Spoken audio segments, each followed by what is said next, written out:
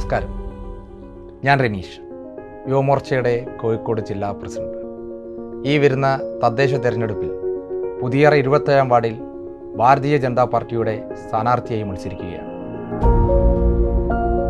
സംസ്കാരത്തിൻ്റെയും പൈതൃകത്തിൻ്റെയും കാൽപ്പാട് പതിഞ്ഞ പുതിയറയുടെ മണ്ണിൽ കെട്ടുറപ്പുള്ള സമഗ്ര വികസനമാണ് എൻ്റെ ലക്ഷ്യം. ചരിത്രത്തിൻ്റെ കാൽപ്പാട് പതിഞ്ഞ ഈ മണ്ണിൽ ജനങ്ങളുടെ വികസനത്തിനും നീതിക്കും അവകാശത്തിനും വേണ്ടിയാണ് എൻ്റെ ഈ പോരാട്ടം. സുരക്ഷയും വികസനവുമുള്ള ഒരു പുതിയറ ദേശത്തിനായി നിങ്ങളുടെ ഓരോ വോട്ടും താമര അടയാളത്തിൽ നൽകി എന്നെ വിജയിപ്പിക്കണമെന്ന് വിനീതമായി അഭ്യർത്ഥിക്കുന്നു.